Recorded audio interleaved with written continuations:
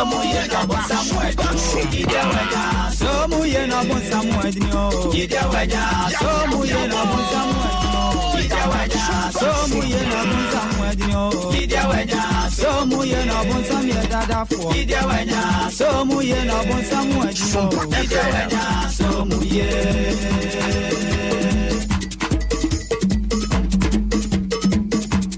Gyedie wanya Somuye Gyedie wanya Somuye Somuye Somuye na bonsamu Gyedie wanya Somuye Gyedie wanya Somuye Gyedie wanya Somuye Somuye Somuye na bonsamu Gyedie wanya Somuye Gyedie wanya Somuye Gyedie wanya Somuye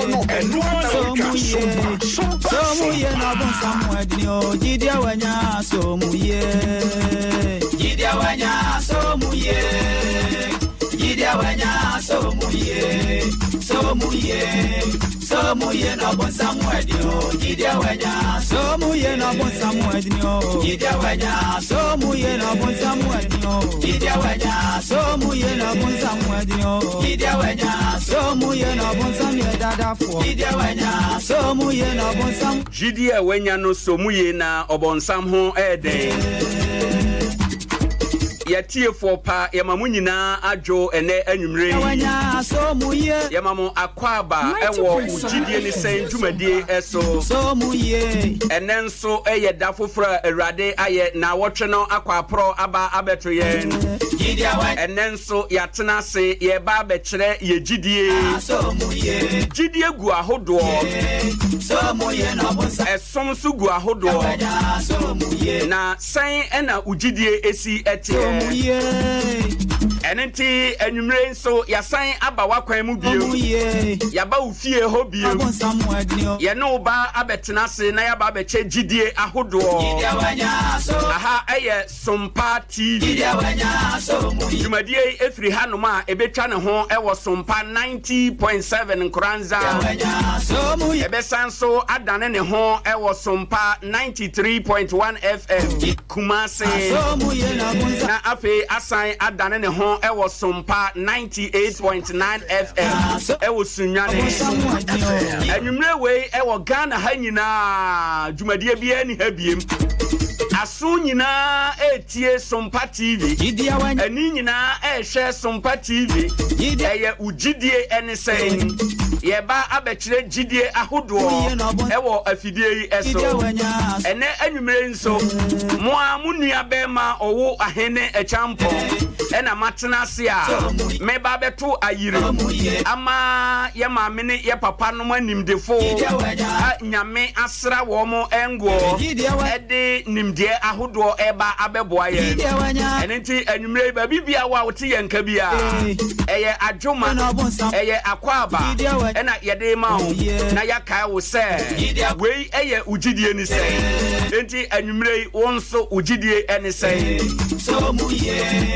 Somuye na bonsa anwumre nso yasan ne watena si ye ba betoa na wote a edwamu adesua ye peja ye eno ye bisa se oba betumi adi osofo oba betimi ate asore oba betimi adina ada asafo ano na wadi animu se osofo ana odifo na wakyerɛkyerɛ asafo mano ana sen ena tworo no ka na Gyedie ewo de atworo no ka ho ene sen se Gyedie wo Quran mu a ede na Quran no eka efa ho Gyedie wo Bible mu a ede na Bible no ka efa ho ena se Gyedie ewo eye na nanom efa mu a ede na eka efa ema akanie ewo osomu eho anwumre de ampaya eja animdefo no nyina ye krado me maame ne me papa no wo mo nyina aye krado eba beboa ama bibia aye kama na wona eboa me anwumre yi ama yade dwumadie abrewo Dickness Comfort Tabi Church of Pentecost asafomu na owo Kumase no ho aton ena wajebre aba abetoa ye na ewo studio ha no sanso ena Reverend Marshall Eli Agbemeti Christ World Transform Ministry asafo ewon kranza mu mission ya ewon kranza mu ena ofi eba ye afi asompani Gyedie Samson ewo the Assemblies of God asorimu ewo enkranza wo mu nyina edinimde eba beboa ama anwumre nkomo no aye kama enti kan ye ho producers no nyina so atwa me ho ahia wo mu nyina eboa ewo akwanua samu ama yede abro enenti ka kire obi no no so nka kire obi se Gyedie Ne Sen ne bre aso anwumre we Ghana afana nyina efira tifin kosi na toye babia SOMPA TV SOMPA radio ahodo nyina ena waso egusue enti twenkonye na ka kire obi se ebre na so Gyedie Ne Sen makane sa mawie no mema miwura no mo akwa aba na afi ya hyase edi nkomo no ede afiha enenti mema asompani Gyedie Samson akwa aba Assemblies of God asafomu ena ofi ebaye miwura yema wadwo anwumre bemo na medwo so na anwumre wapomu adom no nti me ho ye pa yede nyame ase se anwumre so awrade aye wuye na ode wo aba beka ye ho afi Reverend Marshall Eli Agbemeti Christ World Transformed Mission and Kranza asafonomu ena owo a oba adwumadie so mirwa mema wadwo anwumre ya bedi abreba na anwumre apomu tesen nia adom ene ompaibo yede nyame ase bebre se awrade ayewuye anwumre na ode wabeka yensa ewo ha ena dia otwato na onye kuma ewo nkomo a yedie emu eye Dickness Comfort Tabi Dickness efi Kumase o Kumase the Church of Pentecost Tanoso Church of Pentecost asafumu ena ofi ebaye Dickness yama wadwo anwumre na wadaroma apomu tesen Tanoso boko wadaroma yana wama oneso kakra ma ejano kama pa anwumre ewo ha enum na yenhwe nimdia hodo a nyamede amamo no yemfa bi moa amansan enyina ewo ha na enkomo a yeba bedi enne eye ne yepeja no na wotwe etwa mu no yebisa se oba betimi edi asafo anim se oye osofo se otena sore se onu gina asafo dom anim akyerɛkyerɛ oba betimi ayesa adwumai sasemi nipa dodo na ewo Gyedie ewo ho obia wo se do siti ase esoma hodo nyina nso obia wo sedia osi ete ase na yepese ye sha ase na yedi sankomoi na mepese mesha ase ede afri asompani o enom na mabisa asompani se sasama ye kan ejina so nipa dodo na de nkomo no ekogina Timothy enwoma na edi kan no mienu no ba no honom na nipa dodo na de kogina ba bia Timothy kan se oba de me ma ne kwan se on kyerɛkyerɛ omua na no ewo asafo no emu ene ne yakeka no ho no nipa bi esusu se Timothy na sama na wo kan de ai se na de ma enipa kuo bi na enye yen enyina na ode ma yen ana se na ode ma yen nyina na sa chinje ya yebeka se yewura Timothy krata wo tworo ye no de aba ne nti yemisa anwumre se nyamesemu no oba ebetumi edi asafo ani Gyedie wo asemi ho ene de we yo payimpa medase nyame nhyira yɛmatie fo nyinaa dwo de ba SOMPA TV ne FMs babia mutie in the whole world nyame inhyira mo pa amen papa ɛyɛ nokora sɛ oba betumi adi asafo anim oba betumi akyerɛkyerɛ nyame asɛm efisɛ asɛm na Paul ka no Paul ka manipakuo bi a ɛyɛ Koronto asafo no ɔhu sɛ akan no na yɛwɔ asafo mu a ɛma mɛma nyitam bia no gabo dama ɛne mɛma ntem enti sɛ ebia yɛ nkyerɛkyerɛ bi na sɛ baabi ntiaseɛ na sɛ ne kunu wɔ animu a ɔpɛ sɛ obi sɛ ne kunu ɛwɔ asɛm a ɔmo kana se sɛ ɔnkyerɛ bi a asɔmpanyi mire frɛ me no asɔmpanyi Paul asɛm wɔka at the same time na bi so frɛ ne kunu nti edu baabi no ɛma asɔm dam hɔ ɛyɛ basabasa nti ma Paul hyɛ wɔn sɛ woba asafo mu a na yɛyɛ nkyerɛkyerɛ a ma mmisa question hɔ ko nea wɔnte aseɛ no keep ukoduru fie a bisa ho asɛm na wukunu edan enkyerɛkyerɛ enti ɛma Paul crack with the quotation me or can say me kyerɛ Corinthians I also say Corinthians afɔ kenka Corinthians chapter 40 verse 1444 First Corinthians 14:40 kenka ho a can say mo yɛhwɛ First Corinthians 14:40 Paul can say mo Bible reader no emi ma hwɛ okay Bible reader no obetime ebie Korinto fo nwoma edi kan no etidu 9 ne nchichemu a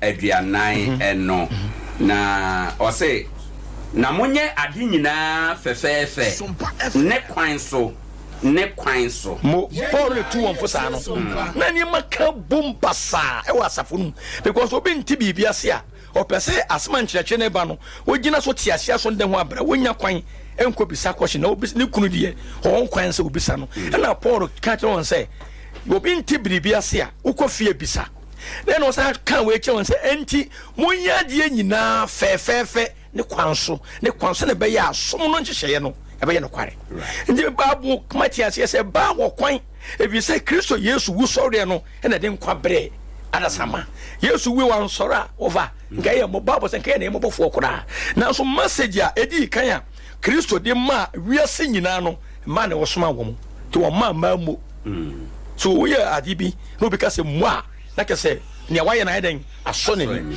o ka ti esuafo no say mo ntwen emi wu achi na nsa mesɔre na nsanduru ye na ehunti na esuafo na dwana kote emma basia na kopɛ Kristo Yesu kyerɛ kwan kai sɛ papa no kan sɛ wo wu na nsa obɛsɔre to mo yɛnkɔ na yɛnkɔhwɛ Yesu Kristo amu no bɛn mo na mkoduru hɔ no abɔfo a mkoto na wɔka wɔhyɛ wɔn kura sɛ mo mu nsuro no sɛ mo bɛhwɛ Yesu Kristo na wɔnyane wɔdi wɔn kan kɔ gallery sa abɔfo nde message ma also saying man ewo yeah Margarine what a message ma omo okay kan Matthew chapter 28 verse 5 to 7 na 1 to 7 ho a sa quotation me kan e ho yebet ma kan na bra Yesu ma omo no so no kan Matthew chapter 28 verse 6 gonya ho so amonu ho reader wo ha making come here radio okay enti na asompani bra ye twense reader na be kan na awo kan no say ye hwede ye kan ye ya anka se ema ni kan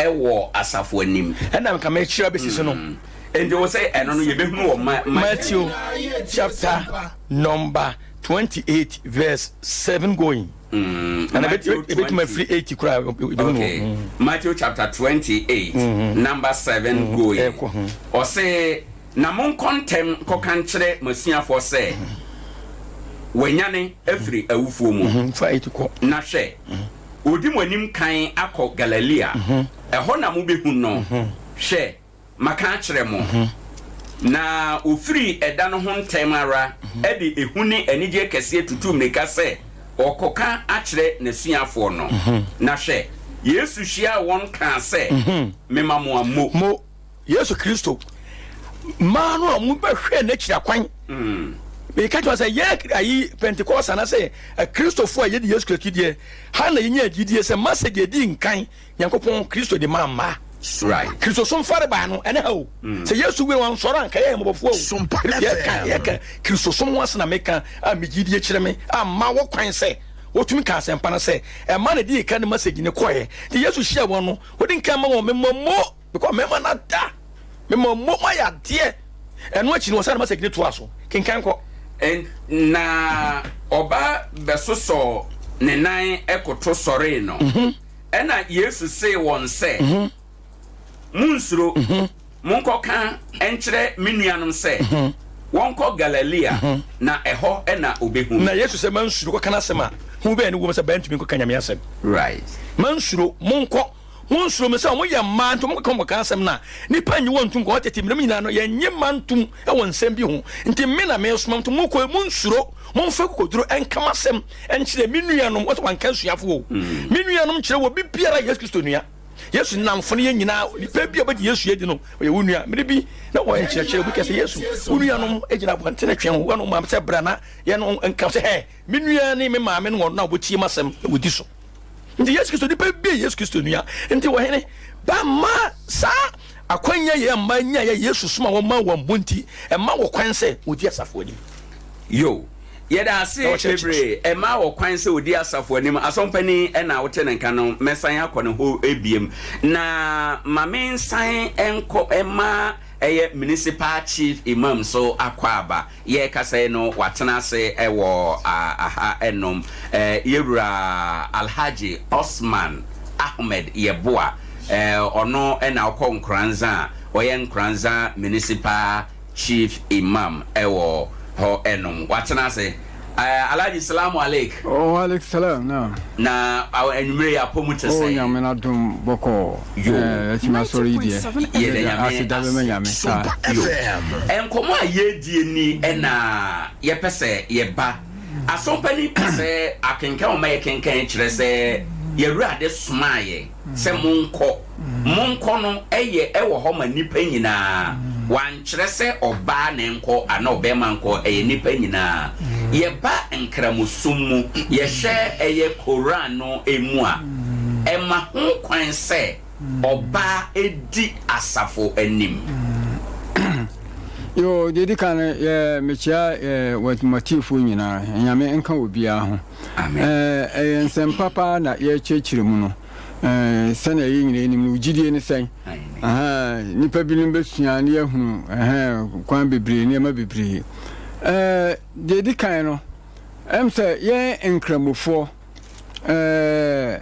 SOMPA yewo akwa hodo bebira ye fa susum nyame yewo nwoma hodo bia ye fa susum nyame ba ko ne Quran no na ba ko ne hadith na enwoma aka say the gospel the injil atawra zabura ni nyina ye Gyedi nti say okohwe Quran etimiensa yimu aduanan aduawotwe enan no a otumfo nyankopɔn beki ne clear ho say me nkramofo me ka kire mo ye Quran na me de aba no munyini na de me de ma Isaac de me de ma Ishmael me de ma Moses me de ma Jesus Christ eni adifo no mo firi me ho ni nyina no munyini momom fam papa mu bi antum enti so hwa nkramofo ye ni ye bi ana ye suban bi ye inherit from the gospel ana say the Bible na bibiri sai enti bibi te say your book bi o David nwoma no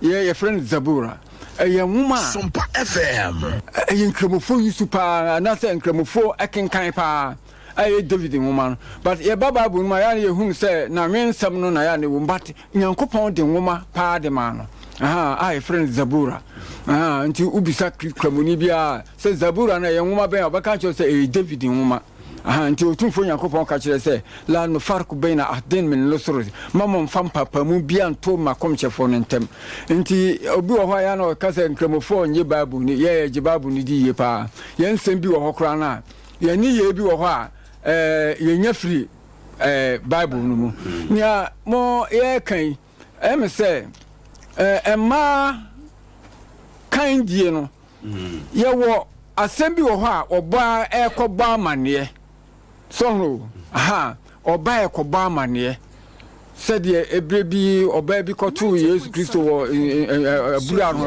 okokobọ amane yemfa ayibi man say onkakan ayi onye komsheni ana say onye somafo ma Nyankopon ana bibiza ene de oye nipa yebetimi di djumadi bi ahye ne nsasa ama wo ma di djuma bi na say oye leader ewo asori mu de otumfo Nyankopon ama yesa kwan no nkramofo se Gyedie ba ko ne say ade bia ye komsheni Muhammad no wanye no wo esum mu no eye mfunso makramuni bia so obeye ade bia Muhammad anye no wo sum mu no so nipa bia wo ya ye fresh asem say ye bidia kramuni bia kura anye obi be refer watch us ade we ya wo ye komsheni anye wan ka obeto ho ase se wo ye enye yie ye komsheni de di kan kura no se yan ko kura no kura komsheni FM ne penso wan for be bia anye leader so oni asumani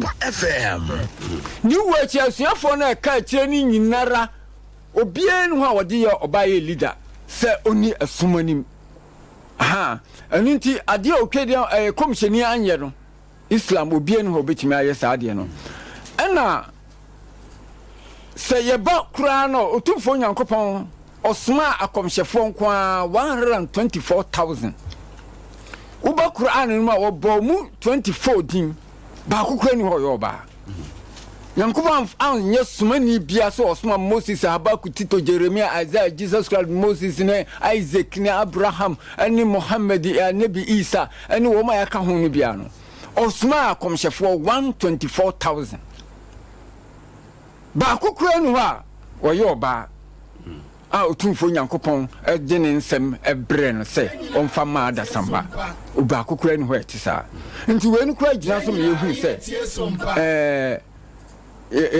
so di obaye leader de otumfo Nyame kura kwa amfa obaye bi anye leader so na obaye kura no so ka je se arijalun kawamulan lil sai uko Quran chapter 4 verse 34 no o kire mu se emema de womo na se emema de womo ne di emma no so ye na ye hwe womo ye na womo tutuye ne womo gidi bia no ye ma ho kwan se obema oba ebedi oba so nti eno eda hokle na se oba kura be nkrabosum no se mankwa kohie baabi na se du se omo ya asore na se ka se oba ba ko bema bia ni ho na se eba se oba kura edi animu de omo ya asore no a ye mani ni animu te se limam bema di animu na ma no udila na mu oba no a wode omo be ya asore onyine ho mfiri emba no dabi onyine ho se de ya na bema limam no di eyi no ho na memba ni nyina adi na chin dabi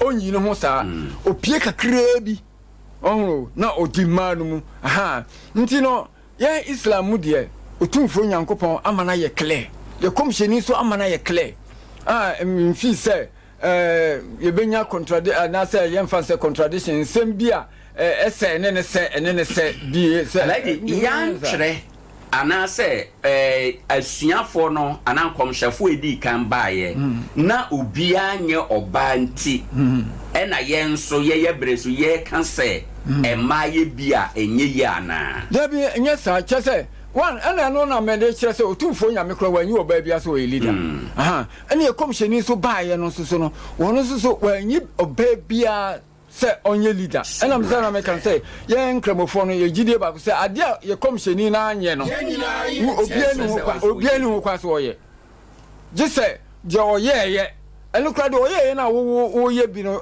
je say bia na wo polish no na untimi nye different thing bia contradicted with what Muhammad did je Muhammad ye no uni ho kwan say wa de wa anye no e wo sum no uni ho kwan say wo ye kramuni bia no obeye na Quran no so amay ho kwan aka kire say emema no ye na eni ma no so nti se enya ade a se oba mom na ebeba abedi obema so se sa me da say enti mese aba ho na maba behwe ba bia ema nko ahia kora no wo se mo nkramo mu Gyedie mu no ense se oba no kora wo yi no ko se as a leader kora wo ma no kora se ogina ema no ebi enti sa bre na we odi man anim no oyeden ya ne a oye ne yeden ya okay eno ne ye se leadership a e wo mra so nko a na bemba ba kokura nka ho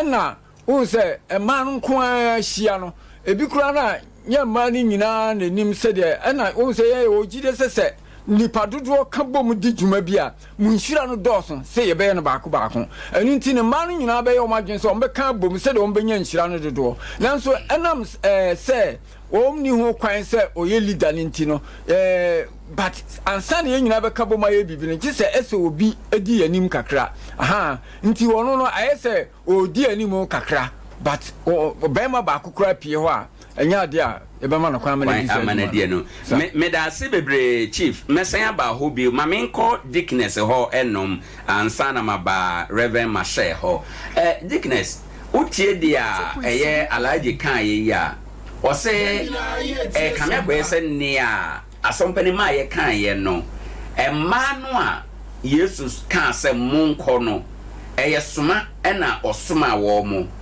eno no nkyere akanie poten eba no ema akanie ewo eye asafo mu a ugidie wo ho ene de wen medase me safasa kwan so echia atiefo nyina o majoso awusuafo de pese ewiase ana enipa nyina etene se ene dwumedia ye die no enya chinyingie nemo eya adesua se ye famu aba na ye wiase brei mu no yesua bibie firi FM se okase emma ena ewo se omoye leader ana se ye de omoto asafo enimu se ono no onti asori na only this said ye wo kana ewo Genesis to Revelation madoso no ehun se oba ntumi nye leader wo Gyedie mu no Gyedie no ehun se oba ntumi nye oba nyankopɔ amfa leadership ama oba ene san chechire yemu die enti wan fa leadership ama oba ne se onyankopɔ bo ni wiase no be ma no di ka bo no enti oba oyini free be mamu enti se wo hwe enfomso a eba Genesis ho na chapter 3 ho no bra awurade eye se onibufu nipa no o kan se oba berima ne bedi oba so ena honkonko ja osoma popo se de eda kotu yen 1 Corinthians chapter 2 ho no mo eba no because of sana Kolonto asafo na ema ne ya hantan but Bible say atwere nyina fi nyankopɔ humi mu eye ma atene atenye ene tini ni mu yen enti na message na ye kan sa no eye atene right esa ye atenye esa ye ade a eye yen enti wohwe 1 Timothy chapter 13 2:13 no a ehona all can say uzo the free 11 e bana no ka say enka ma de omumu o ma no kra mo nkasa ehona wo ka say if you say obo Adam kane 90 ansa na Hawa edi ho na enye Adam na odada no na oba no na odada no a okoto emra ye kamera to ye bone enti wo hwa o maye ema o kire de ye nye enti oba no eno se nenso se otena si Gyedie mu 1 oba Gyedie mu na se ye tena si 2 eni odom 3 ahotie mu na eni adwimutie mu a obeji ne nkwa na bawum enti wo hwa 11 ne bana wasenka yenye kom ne bibi ewo ha ye pese ye bisa ye kofia enti made nyankopon boye se ye supporto mema no ti ye de no first nanka eye fie ade ye na en ahokyera be wiase ena ma emma ne mema ye nyina etu afra emma de se mema ye no oba betimi aye omoboa hwe asofudwuma edin papa enafom enti Paul ebe kan sa asem we no e wa ha no o kire se emma ehye emerema se ena onu akuro yankasa so sa kan no Osaka no 1 Corinthians honum 14 honum no said the elder ekaye no o kasa no o si emma nso so eye ade a emre esan se onyankopon adwuma enna from asofudie na from edinti ensese oba eye leader because oba emre said the all ka aware asem de no o kan so oba emre oba ya de ane honya de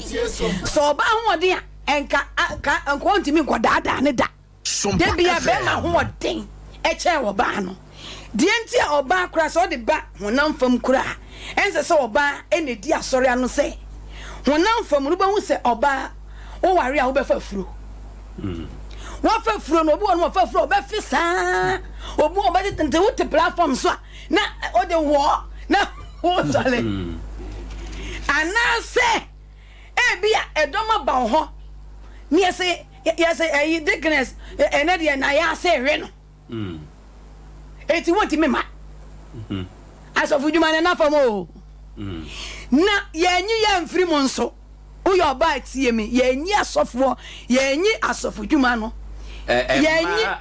yenyi ma mfiri adwuma no eno ene sense muntumi ni kan ewo asafo no mu de a na wo se yansan so anyi mu amfiri yenyi ya mfiri ndi mo asade ne sen ye ya sade ne se ye wo ho se ye tayechire support nti se wo yo ba na se onyame ama wadoma chese achede se dien na se wo yo difu atetete no na edifu ma wo Miriam no yo difu enka Mose betimi ate asore no di Miriam akoto ano so anya ne sa because Genesis chapter 3 no nyame bo nipa no first na ma ne nka ho ti Yesu ba ye no a wo sa ni friend also obi yare na yes ekom ya oba ne yes ekom de no to o ma na duane ni wo se nya fese ye di emeduane be ma nkana mama eti first na ma kwa no mu bi se ye nkana man ni enyi nipa yenkan ise obi wo kura mpo no a na se yes wo wo di en o se mi wo nipa na se wo be wo nipa yes wo be ma no so ma for Paul Romans chapter 16 no and maybe one and first Peter hono kura no first Peter no first Peter but you read no ha first Peter aye okay first Peter chapter saying chapter 3 verse 6 First Peter chapter 3 verse number 6 me ba je verse 7 yeah verse 7 Atifian 7 no say okununom asade ente enso no say okununom mo ne wontena nimdie mu saa se oyere ne ade a ne ho nyeden what you say na munni wani muni woni se wonso ne moye enkwa adom no adidifo bi what you say enti emma no ye enkwa adom no ye mu ye ka ho bi na o kan se o se Yesu sorry oka emma no di kan e wo ko ba amane aine enti oba di obetimi ye evangelist right wo betimi di asempa na ko frɛ mema no na wo di asempa no kokofrɛ na se nipa edom no wo ba be ma wo ho eti be ma no nye sofo na wo di akotwe dom ne bre be ma no ohwefo be ma ye ohwefo o wa botere enti se oba sempakani ekoka asem no na se onya akra wo se ono ekodane akra na ma be ma yes na time no a o kan sempa no atwe eye edom no aba no sabre no adwuma o ye no nye okandifo adwuma na o ye enya kandi ene sen kire ye mu enya kandi ye ka kandi a ono edom bebre na oda omanu oda omanu na we so dia wono bia house to house anati said dia me no radio station me evangelist radio station me ka dia obeti obesa kira oba me say ebi ba na ma frɛ me elders no na ma ka cho mo say eda ye ko kan Nyankopɔn asɛm no akra say ne bae enti momoa won ne emu ntim right na almost so de nkyerɛkyerɛ ti na asoma efisofo nwati na no so ma bi nso so no aya asempakafo akyerɛkyerɛ fo ahwɛfo enti oba de from Genesis to Revelation Deborah no yodifo ma difo ana e wo Bible ma wo bi de say Deborah no sign na no mo si ye o ma adwuma what kind Judges one so what kind Judges chapter 5 na ofa free ba ku besi enso no a ebre bi Israel fo ye bone omo ade Nyankopɔn pani aboso nsam ejo mo dane free Nyankopɔn ho no no mo ye so mo kosum abosom ema Awurade ton wo mo hye wo matamfo nsa ema odifo bema ba ku huza ono oho na ono wu ye kire no ena Deborah ebae na oho dada ba na onyi ne ho enti Israel for mema ni nyina akɔhwehwɛ Deborah kira kwan sɛ ɔmra mɛboa ɔmo na wokenka verse 7 o say na asafo hene asa enti do desi no na Israel mu no na emema ehu aka o masa na do ɔmo nsa so ani yakumfa enti Deborah no yodi for say judge na wokenka verse 7 na eba na wan sorry so divo wasi na Deborah sorry say enna edi enim enti bana keka biram kaje say me ne one beko say wan me ne me nko enti odifo no ene oba no ene de ekoye ene edi nkudimdie ebae enti Deborah ne bre so wan sorry say odifo anyeli dem wo sorry say enna me da ase oba de okay na Judges no 5 okay Judges no temu 4 yen ka 5 no kuana okay Judges chapter number Judges 5 yen ka 5 okay e pato ho obi bia na wetimi akan ama de ne ye brofo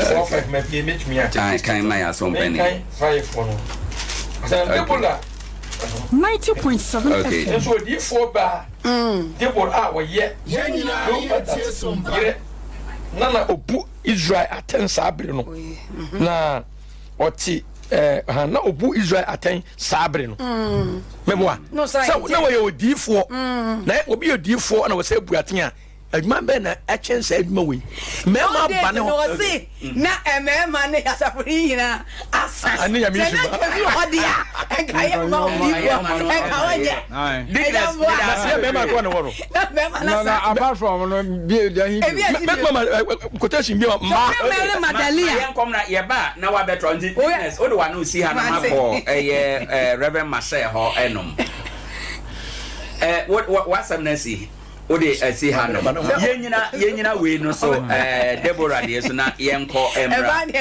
Reverend ma mintie so sese watie unua no mu ne a obi aka wahunu ba bia ye di nkomo no efa won ankasa nso ugidie ewo asemi ho ene sen poten bra panyi me da wase ene akwanya kese a ode amami amen bichia one wetiefo ne ahwefo nyina achia medoyere fire woman abawa root ene asafo menyina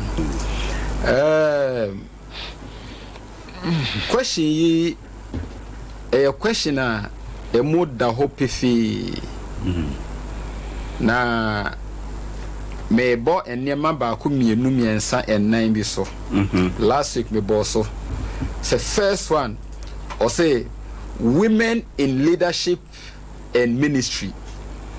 Women in leadership and ministry.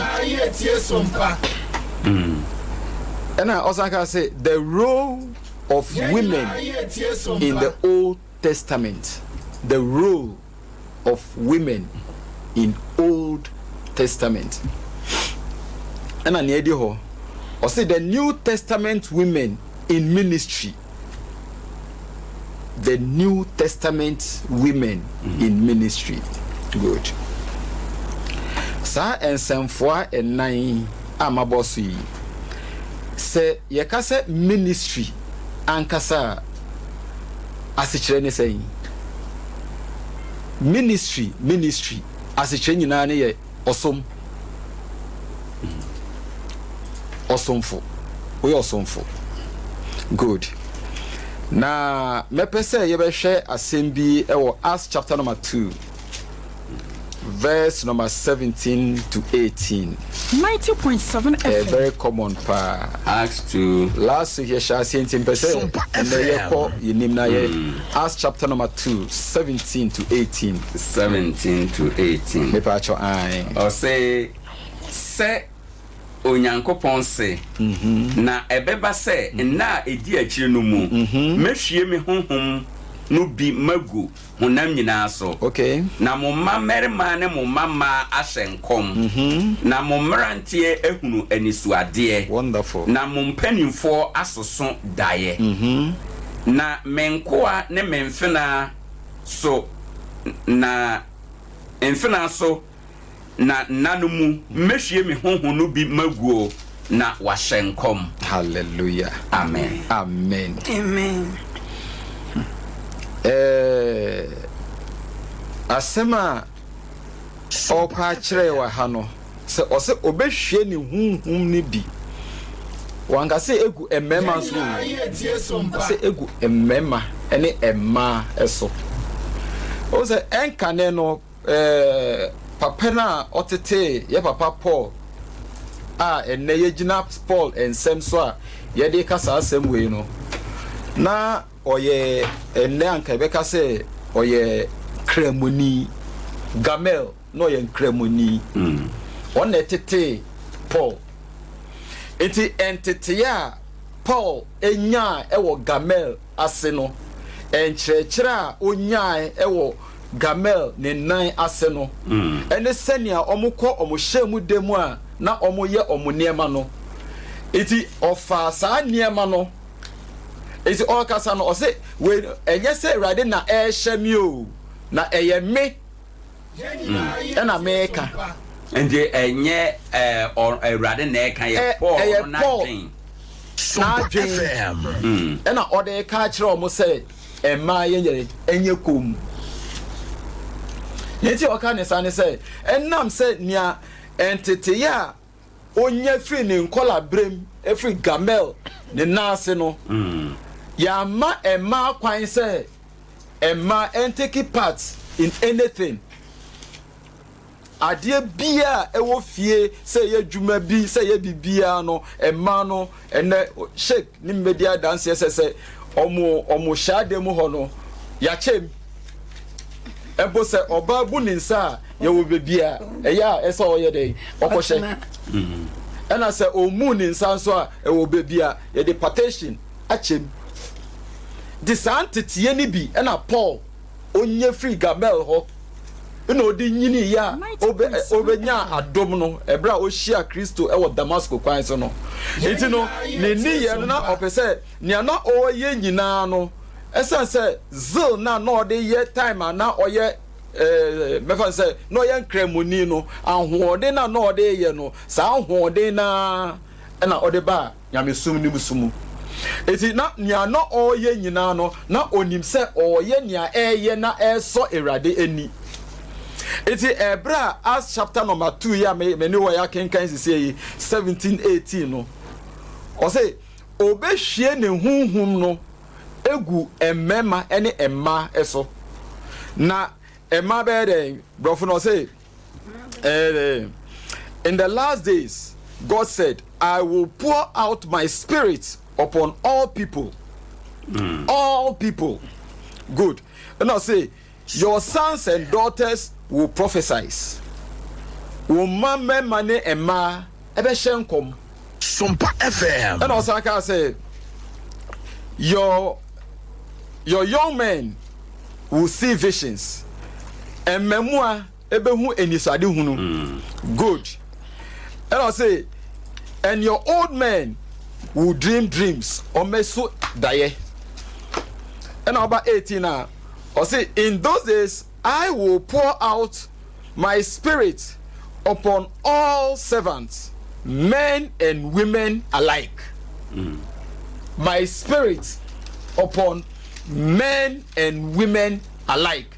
That means say ne ngusra no na adom no ne tumi na ode e maye no enchichemu bi anim onka say e ma de no esan so ye obanti no ne de no eti ketekete ana say eno de eye sonunko say ye ka bibi say something is alike ade ni nyina say eye pepe enchichemu bi anim na reverend say yenya sa adom no ohwie sa adom no egu omo so a na e kire say e wo say wo mo ya kandifo ana wonderful yenko Ephesians chapter number 4 na menchrewa de bi wo Ephesians 4 ma okay Ephesians chapter 4 chapter number 4 verse ye shall see 11 verse number 11 yeah okay o say atifian asem no o say adoma chede ne botaye ene ne botaye ayene go okay in the 11 no say na wama ebinum aye asomafo ebinum adifo ebinum asempakafo ebinum aye asempakafo ebinum ahwefo ye ahwefo ne akyerɛkyerɛfo amen to aso me 12 na 12 no na watoto ahotofo na saa enkrofo enum ya wabodi saa fivefold ministry ya wabodi na watoto ahotefo yie ama ombetoto ahotefo no yie ama osom adwuma no aya ministry adwuma no that's it okay ama Kristo nipadua no sie akọ so ama Kristo ni pedua ni sie no atumi ayden akoso se ye kase ye si bibi na se sa de kro no ye si e ma na atumi akoso a na ede ne ye pa akire na ye se u sidan na se u sidan ni do level be na se wentumi anwie na edan ni kan wura mu a ene se wentumi ama na anye de anye complete be we no o se o ma se be ya Kristo ni the status of Christo senya Christo ahye niam bi ato ho amane ho no pempenso a opese yen a wa frɛ ye into this fivefold office no yenfa enkyerɛkyerɛ asafo ma no no muso muntumi nyini emedu sa level no senya Christo yebeti Christo asiye pa enti eho no na me pasa yete ase se sa adoma chede enum yi no se obinya emu bi necessary compulsory say e wo say okoye kandifo ana amen se obinya achede ebi no say ye necessary say okoye e kandifo no eno na ye boss wo efficiency o say o ma ebinumu apostles prophets evangelists pastor and teacher now the ministry itself na say nyame edwuma na ode ahye yensa no the fivefold ministry na ode sumna ahye yensa no sa ni office enum we no ye nyina ye kabom evangelist ne kofa nipa ne ba apostle no ekọ hwe bebia wo se ye bete asafo no wakọhwe ho na yasoma no na ono so de ne group na mo kọ ono makote ministry ni bi ho na the prophet ne so ono so ewo asori fie ho na ono so nia ehinta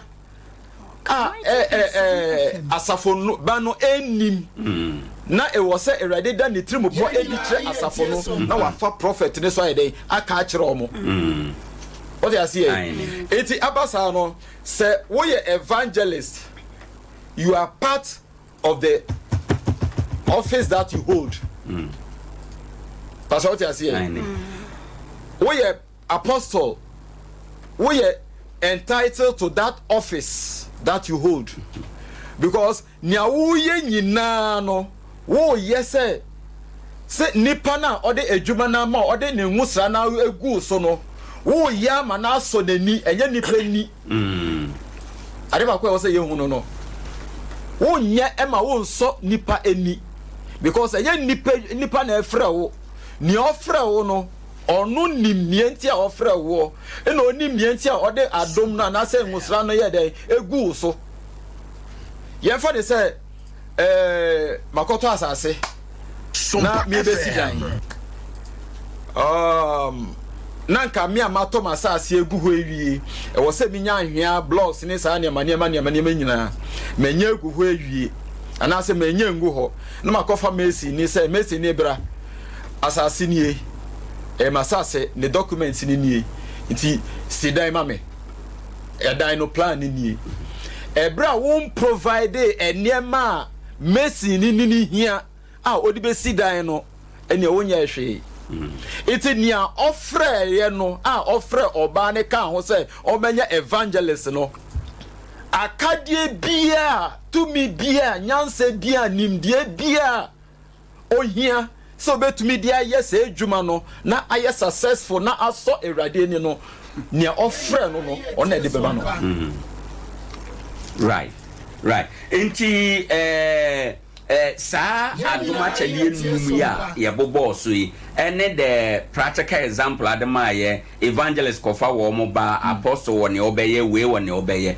brebe na ye beka se obi na de we a oye nti oye leader e wo ho enom se ye te sa de na se a na ye de aba bebisa se enti se oba ebia na oba benya bibiti se adoma chede na obenya bibiti se pastor oye leader no eye ya na enye okay in leadership no o se ka say obi ye leader oye obi a ohwedom so nipa hyenase o control mo osoma binum di opese nipa ne ye bia no ono na o ma command e ma nipa ne ye den eye It is you being as an evangelist.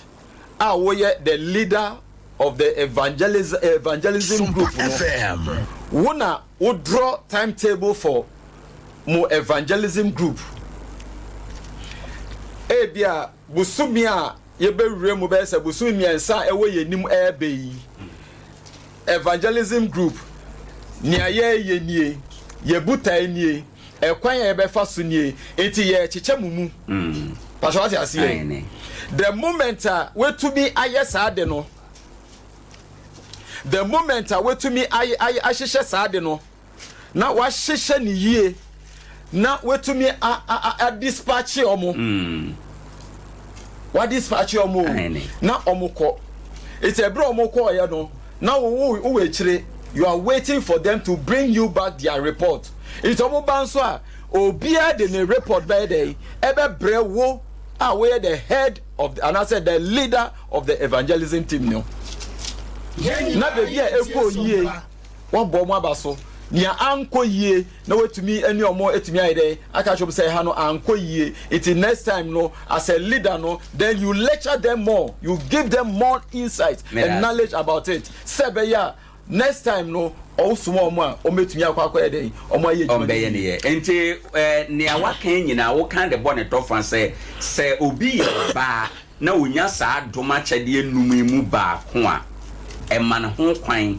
ema ne timi di domanim oh yes me da say me say ne enti America ne sa ne say ne enti America ne sa ne say enam say enye me a meti he sofo Michelle enye me na me frɛ oba no aine enye asorry pay something na J and a friend and I say yes yes sister and a friend no nia ofre yen a osuma ye no ono no de adom na dom yen FM e no de nyansa no ama yen e ho akade nyina o de ahye yensa enti no se wo hia nia ebro so a je se osan akọ ne nchen se be papa be bia madui ha kyerebe so boa me kyereme nia me nye onu a ode wafrɛ wo a ode adwuma na ahye wo nsa no obe kyerɛ wo ne wo so wo ye na aye successful ama enumnyam hye no aye osoro dia Mede ase bebre osofo masha na ote ne nka sesia no mamenka yetie for se Gyedie Ne Sen dwumadie na waso egusue aha SOMPA TV so na o hwei o sante yenka wo SOMPA 90.7 FM wo Nkranza SOMPA 91.3 93.1 pacho wo Kumase na SOMPA 98.9 wo Sunwane Mesan akọ the second round na this time no mpese ye bo no 2 minutes na afi me dan me ho eba me ba na afi ya bewura mu the last round na ya ma frefo nso de omode abepi so asompani watie unua no miensa eka wo hui de na o pese o san de ka ho bio den a kire se e matumi di empanini ewo esomo yo be mo na me da se ewo kwanya bi mensa sayaka ni America ne se asofudie pa nyankopon e de ma nipa no anka ye no mema kora anka ye amamamufu anka ye nka ho tetemere mu no se wonye o so sen ero asinia wo ye lewini a wonni sofo wontumi nyame adwuma na ekenkan berintina wo kan keka Numbers chapter 17 wa ebehunu wasem verse 1 SOMPA FM when me fa kwanya obefa so eya sofo ombe na adwuma gije puma kogu adaka mu apomadaka na wo so Aaron puma free frawa wodi lewi abusua ene ye asofo tinka asofo dwuma de maame kayen ayokura ma mafu asofo ke bianka ho na adom bi ena Kristo de adom ye na ene nipa nyina ye di sofo eni se woje oba na nyame frɔ de adom no ma wa ma brema bi nsi kwan adwuma ye nyina se ba bia na mama ya kenkan wo First Peter chapter 3 verse 7 won think am to chire mo say na mu nsi won kwan se wo mo so no mu eka enkwa adom no de fuo mu bi man wa chefo heavy o ye ko heavy nyame abaso bode bobo nyina ma me yi evangelist eni abra wo pekore kokuma sa ko program ni da chia abaso bode nte nani abre wo tu aka kiriki no na nka wo ba de atana se na wo abere wo penye wo pentima ko wo sa kan se adwuma na din mi bisa na se kwa wo ko be pani ba jabe wo de na hoodin nyame adwuma da honkronkron e kan accept 1 verse 8 so was the same honkronkron ba mo so a wo benya hoodin na mo dance fo ndi honkronkron ba so a ana nyame frɛ wa yo wo pe ana wo hoodin ke yentumi ya adwuma da se wo kofro kai ka ba da kwam ade che wo kofro ntumi ya hwe ba Kristo dum wa wo de adom no dum wo ma nyame adwuma enti papa nyame kan se nyame frɛ wo so wo ye ba mama bi nsi kwan se me ye banti me nyan so di nkwam ntima ka mpesam ko twekra na adwuma ba ni agye sa ko preacher chi bi se bra ba je wure wa di wachi ba be se o ba ti me di wachi abase me be fa yesam kra agye nkwa adwuma ba na di sa adwuma we na makofam na baati be ma ti wo se me da se asompani me fa me Dickness ma me memra wo ho ansa na mako break aba first round we watie akasafo nyina edi bio ne pusu pa den ma oda so wo enkuranhye se oba di kan a enye ye e wa asafo mo me da se die ya kan nyina na die me da so ejina so den se sa wo onyankopon na body emfiti ase ne ne hihye mu sa first Timothy na yakenkan o say oberema oba sha berema se enti ye de yejina ofa Old Testament any New Testament Yesu ba ye no am condemn emra de adifo ne kan ye nyina no ono ba be hye mu ma enti se Usha according to Matthew 13:34 na o kire se onyankopon asem na e wo sa no e ya bebuom enti onyankopon eni adifo no kasa bebuom sa antikristo ba enso no de abebuom na e kasa kire nipa sa e de be hye adifo no nsem ni nyina ma wa meyi bia mfim sorry Mary Magdalene di bia said o si di Christ echi ene owu ye chire ye va na boni ade a ka o se ke bia ministry de ne to ano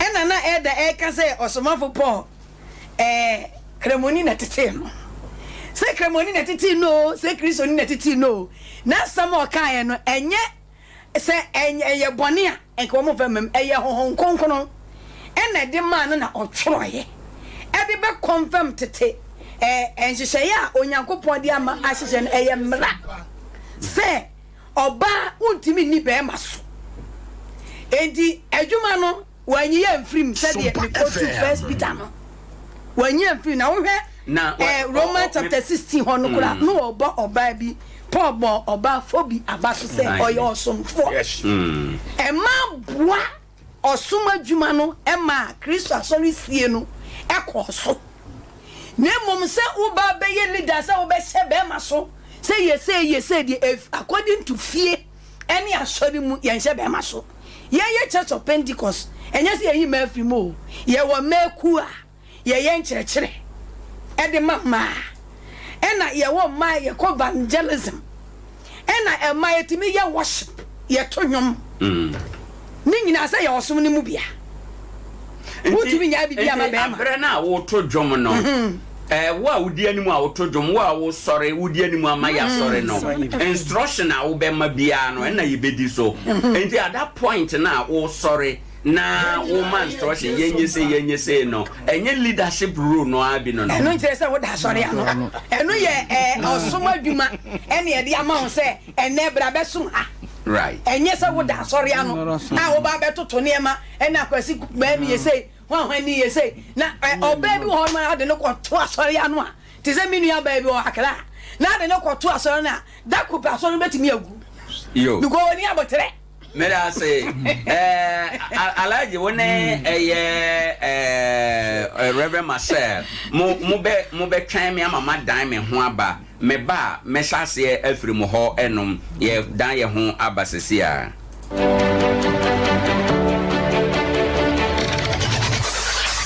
Introducing Mixer 5G Sparkling Drink, a whole new refreshment in a can. Mixer 5G is a tasty non-alcoholic drink. It is a perfect companion for all your events, including parties, weddings, and funerals. It is made with green tea, ginseng, guarana, grapes, and grapefruit. Get refreshed with Mixer 5G Sparkling Drink. For bulk purchases, contact 0246 270 221. This advert is FDA approved. SOMPA achedie yaba SOMPA achedie 2023 Bible say nyame SOMPA pani say obi ko wunyanka ene erusia mobo enuti na SOMPA 93.1 Kumase, SOMPA 90.7 Enkransa, SOMPA 98.9 Sunyane yakabom se bronye yebema enisia ene ekrafo edidi na yenko ayetimi agise wo beboa yen enti say yesika fatu ahomatrofo iso 0598-559802. Meeting ubim 0598-559802. Edia wasuyeta 1 media. Na November bosome no. Media edikain. Ena ye chro ekrafo ni din. Enti sa wo nkransa na ye krania. Kotro udin. Ewo SOMPA enkransa. GCB edan mu hɔ a. O sunyane so a kotro udin. Ewo SOMPA sunyane. Night market hɔ a. Na Kumase de ekrafo nyina ba be tro wo no din. Ewo SOMPA. Yani no hotel. Dia no hye eye bosumi du ba kono ne de di kan na dwumadie no akasa de bronya bosome ne de to so aduonu ba ko ne bebogya trada na de mo de dum ye no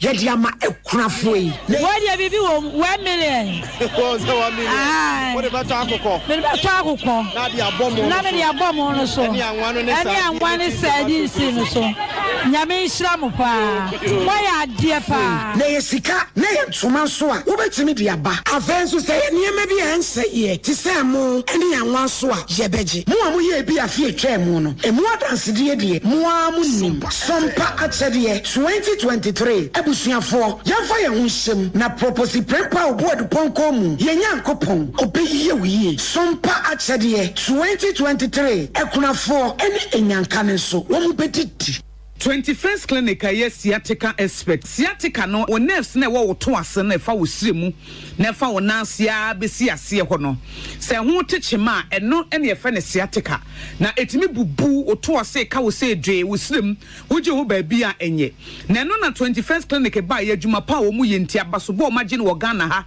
ene amono ne enya asem ketewa Womuji international awards ahodo womuji local awards ahodo na anu nso na womu the only sciatica research and treatment center in Africa bibrim hano ebi ni baby a gise 21st clinic nkwa womu de bibiduro ene besa o yare no masa de machine aka ho eya yare sabia yare bia wutimi de ko ne mama de ba ko a woma gidi womu pa no eya sciatica ena stroke nso de kwa diabetes ne hypertension ne ade ne ade Ghana ha baby a womu ho 0540 311 311 0540-311-311. That's the 21st clinic. Woman is sciatica expert. Why keep hearing voices weeding, asking Bishop 75 Enterprise, Mpempradie, Komadie, Empetia, Abakonkawa, Milina, Yedisisi, Yawon, Esibejem, Emianimunyam Dead. Bishop 75 Enterprise, dealers in all jewelries, say necklace, earrings, bracelets, anklets, watches, and your space that hold running in our Bishop jewelries. Yenim frititi we din somade unja dada I wono no di do no etson en somade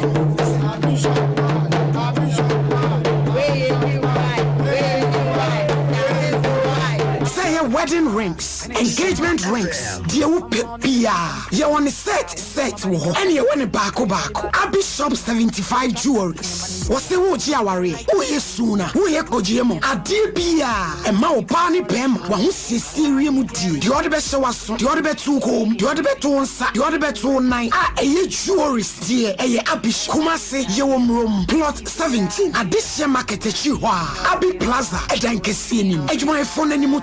A Juara Copem Memenda, and a Panuncia, Copem Renuncia. Abish will be more open to do more to any Baku Bakunina. Say a jewelries, dear, a Bishop 75 Enterprise. Fraying 0598585219 and 0554 304135. Bishop 75 Jewelry. Bishop 75 Enterprise. Dealers in jewelries. Bishop Yewonyame. Why keep hearing voices weeding, asking everyone wanna me say we bano say we Canada. Oh, woko, okosuku. Na yesi ejapi abano so okọ na so no die okoye adwuma. Me say amanfo kwakọ no. Enya gro.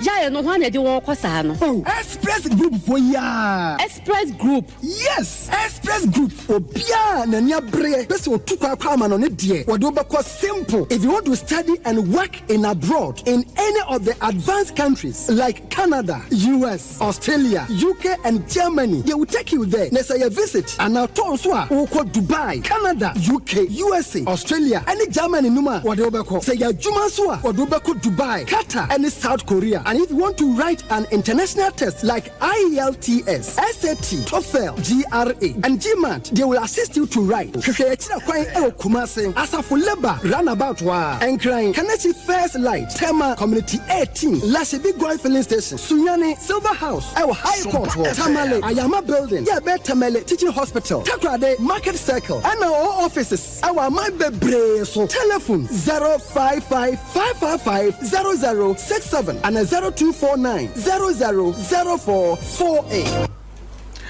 Yes, I am our Quaba Bill, Gyedie Ne Sen Jumade, and our son Egusue, and when you saw share a war, SOMPA TV, so Yadama say, someone train ye, Amaya call Abba. Ne, I think Wabeka ye hua, as some adapon so a ye, Casa ewa hono. Ye share, say, Emra, and now say, Nyamisema home quine, say oba, bit me a decline, ewa, a sorry emu. Hong Komo ena yatria na ene mene miwura ene menuaba ena asinkonwa yesai adwen ene adwen mu apai mienu nipa ba nan no mienu se oba di kan a eyemfomso enye ne kwan so a mienu so se oba di kan ewa asafo mu a ne kwan so a no na yenwie ye yeguso a ye toatoa ena ye dan ye ho yasen aba Mamenko eye municipal chief imam ho Alhaji Ahmed Yeboa. Alhaji ye be kono na mi bisa se otie ebra na eye Reverend Mashak kasana o kan se o hwe Bible mu said ya Paul kresi tro asem no ekoma Timothy na eye baabi onya ne ntete efiri ye no ntia ebinum so kan se eye ye de yesom ni yefie amamere no awura saa de we mu enti said ya ye wo fie no ye pese saa nso na ye de wura nyame esom ni nyame adwuma no emu ube kire Gyedie wo saa asem ho sen yo minia am say ansana no yenua masha o kan sem bi say said I walk Paul now or him. Oh, so only one can be been a say Paul. Yes, oh, he was inspired by the Holy Spirit. And all the true. So, when he was inspired by the Holy Spirit, and now I feel no, the preach Islam, and I said no, preach Christianity. Aha, until I don't know. Secondly, Acts 2 verse 17-18. But all kind of from my man. Acts.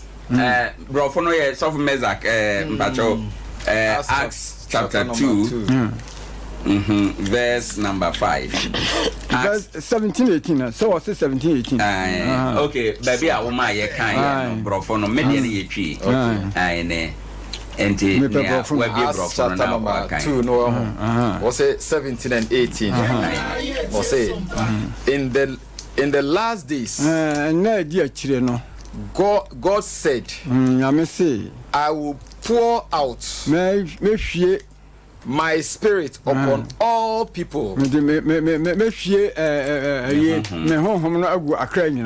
Your sons and daughters prophesy. Your young men will see visions. Mama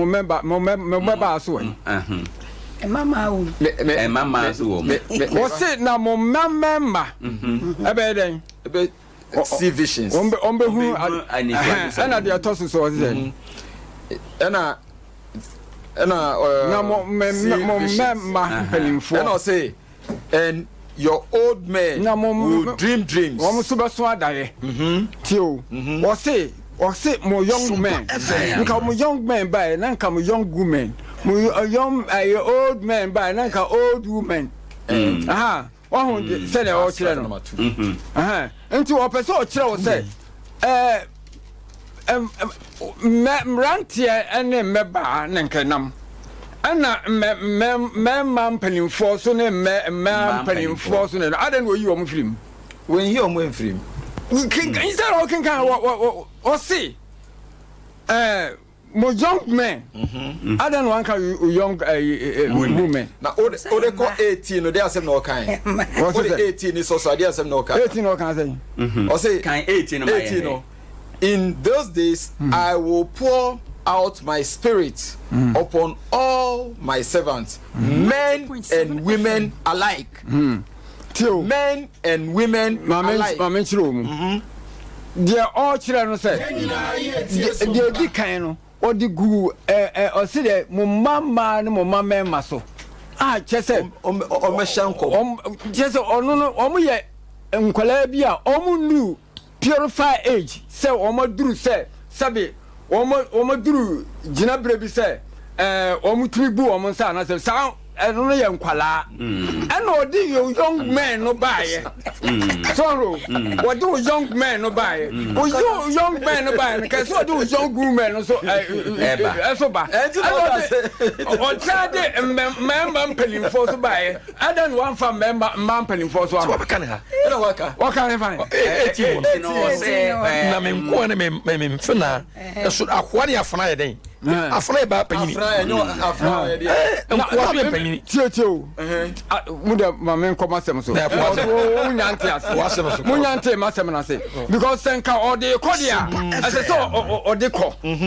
My fear may cry, Namomrantia, Abasuswadaye, and a mom bumping for so, everyone is what you know. I don't know, I know the one fat. Momran Tiabasu Swadaye, Momemba Subasu Swadaye, Momran Jebeze, no Momkokra Force Base, I don't want compare, sir. It was an echo. I was saying, why you didn't feel the abattoir? Shake, Bacho, my man, F 19 in Sosuma shake not on Tiazio.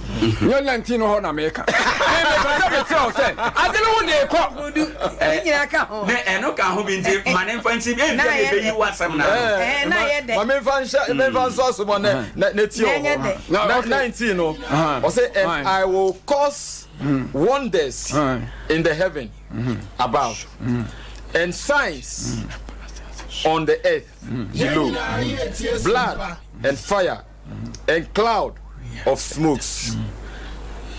What do I say? What they say? No home no. Egu man training Maya ne man you now so no. Then he is now they are now going to create wonders. Me da se manen fa na no nsi na fi yem na wo ho no. Ya wo kan de o se mran tia no be so adaye. Ya wo kan e am kan so ma da yesu bi ambam. Anti de me chere ne se no kwasem ni otweda mpo Nyankopon asem mu no wamfa ma bia amma mu se yemfa mu ni kan nkramofo de bon nsaba omo ye nuan ma kan bia no it look as if say as omo compare nsem bi unya nyina so ye betimi abo asab ayi komshefo bebredi a wo mu da asora no we da asora ye kase ye mo bom ma minyini se benya tere kura so ye kase ye ko Bible mu na so Quran ni abo wo mu otumfo nyame de asori asafo hye wo mu sa odi wo mu ya asofo odi hye wo mu sa no remember ye be more than ayi mi hunu emma ya Yankopon de sum bi ba wo mu but Islam mu de otumfo Yankopon amma wamfa esum se osofo ana imam bia nse oba bia nsa ono kwa na sumasfo no mu no ono anu kwa na komshefo no mu no Yankopon sumafo suma wo mu no ba kokra ni wo yo ba ana make us 124,000 right ba kokra ni so oyo ba adentira yemisi ehun sa adentira otumfo nyame amfa mana meye sa adwuma ni bi from a year or even crowd 24,000 crowd now about komshefo nko about 24 din awo Quran mu ba kokra ni wa wo yo ba edibenti na otumfo Nyankopon eyi akomshefo na nipa 124,000 asomafo Nyankopon soma wo makonje de ne nsabo ma wo mo so mo mfa ma da samba na ba kokoro nye oba na wo be gina ka kye me se me mfa oba meye sofo e wo masori wan na kye me enye Quranic me da say alaji mamen ko Reverend Marcel ho enom na mentio pacho biblical babia yadridi yesi ni dwam yesi ni pi biblical say oba betime atake leadership position. Wonderful. Meda wasibium brapenyi. Yenhwe bibi wo Colossians chapter number 1. Colossi 1:28. Colossi 1 chapter 1 verse 28. 28, yeah. Okay. Colossians chapter 28. Okay. Ono na ye ka ne ho asem. Ye kasa kire onipa bia. Na ye kire onipa bia nyansa nyina mu se. Ye de onipa bia besi ho pepepe Kristo mu. Mentwaso. AC. 28 in AC. Okay. Timmy Brof no say. Everywhere we Paul and Timothy go, we tell everyone about Christ. We warn them and teach them with all the wisdom God has given us, for we want to present them to God. Present them to God. Okay. What do I say? So, and I say perfectly in their relationship to Christ. Perfectly in their relationship with Christ.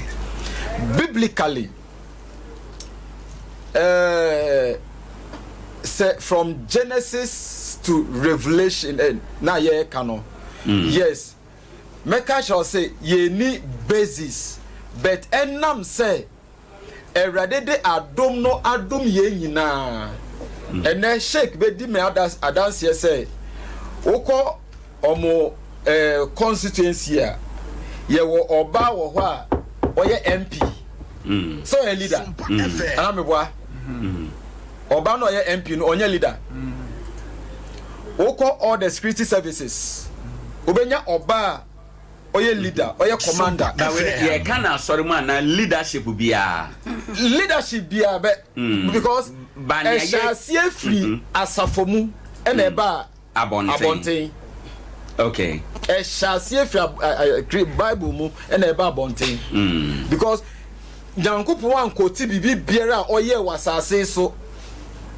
Wan koti bibi a oye ye asase so am yi Bible ye entu nchen because oye Christiania Bible no ene ye constitution, so we go according to what the constitution have taught us to do. Right.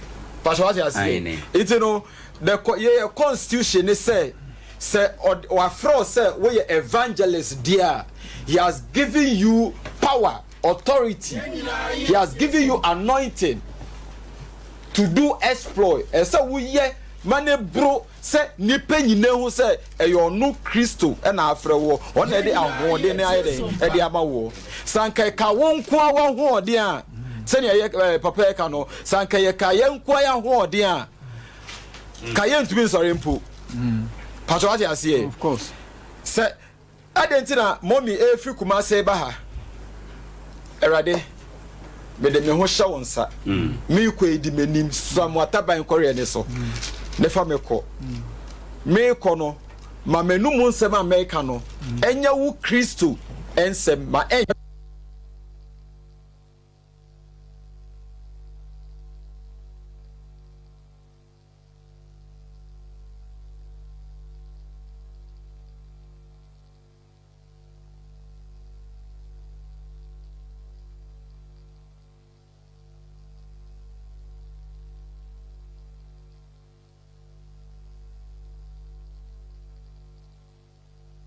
SOMPA FM.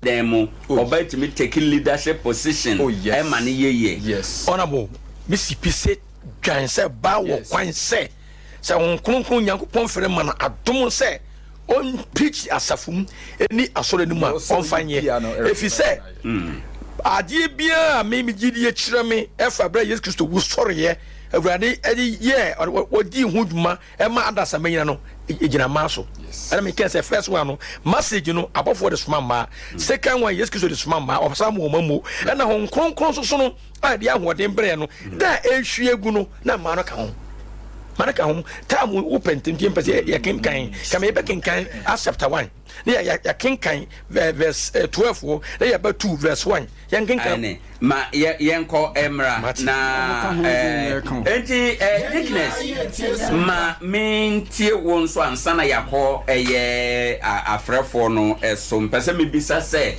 ugidie mu no eye mfomso usini pi se ye mfomso se oba be take leadership position e dia asore ma da asore ano me Gyedie mu de enye bebreka enye Nyankopon na obo ni wi asem na sem ode maye no ode asem ne ba na abaye mmara enti Onyankopon ahye mmara na to na se adom honkonko de adom achede na ba na abehwie gus yenso ma ebi aka ye ma na nje se wo no ko se berima fama no ma berima emehye wase ne mo se de osomafo Paul kan se e ma so ye ni wo mu ni enti ne enidie wo mu ti yenyi manfri osom Yesu wu ye no a wo de sa opportunity no ma no wa mi ministry anfa man to na mo yen ye ka ho edi so ba wo nya adom achede no wetumi abompa ye edidi asori num me da se bebre edidi bibia wa asori num abompa ye hili emerema ama na ye yie but eno no enje se kwada sorry na no because adwuma no eye ongonkro adwuma de but eye honhom okra ni nipadua ena eye nyame adwuma no enti ema ye adwuma nso doso wo fie ena akra hu adwuma ye no enye yizi saa oba bia obebu wonsa bia ebefa pain mu bebremu na ni nyina akwa yi leader. Why imagine 90.7 FM. Na oba bu we leader e de ne besie. Je bibia nsi kwan. Ba awo mu nsuso no wa wie na wotifie bia 2 months 3 months na wotifie na church no. Afa na mema ne ba na yesei na oba na be yes debi mema ho. Na se eyi of asafo henefo no ensandia mama safo henefo no enya adwuma na ene no orthodox ene Pentecostal no Bible school na ene abewi ase no eno na ama ekwan ama chese oba bi awose me yesofo obi ase me yesofo enye obi na yesofo me da say fancy hanom na enche mema afrefo no nso abamu efiri hanom ekoya ye da say dickness ye da say bebre ma menkai atiefo nyina se sompa achede no yegina mu dendenden nyame eye adoma bosome eye bronya bosome no ne de etoso adaduonu da ba kon 21st December ade a sompa ene terawa media no nyina yebeche ekunafo ade yeguso aye ka wo se adintwere ne de yatwere awie na mom akase ebere no beso ama ya cha ade no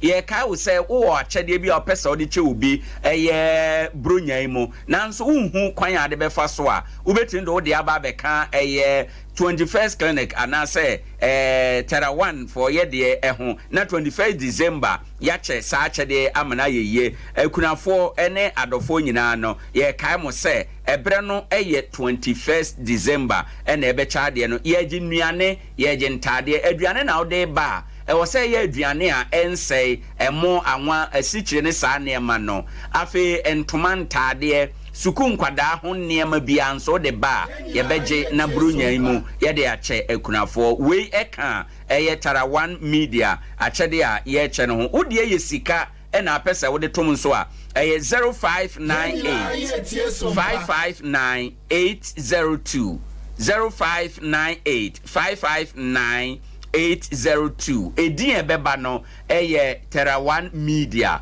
anase Foster Blessed eno ne edin ebeba ebetumi aboa ama wetumi etu ho anamo Courteous Marketing Agency kai wo se bronya we official drinks ahodo a yede edi bronya no eye miso fruit drink eno no eye 2 flavors ena ede aye amango ena afe mixed fruit eka ho emu ode emu supi ente wonoma ome akwada de bi ko school a eboa no akwanuasa nyina emu enye no nko 5G mixer energy drink no 5G grapes ewomu guarana ewomu ginseng ewomu grapefruit and green tea ni nyina bi ewomu a ebetume aboao okọ SOMPA FM ahodo nyina Ghana ha onsa ebeka bi na 21st clinic bia nso ewo Ghana ha no okọ a onsa eka bi maka 21st clinic de ye specialist ewo sciatica ayaresemo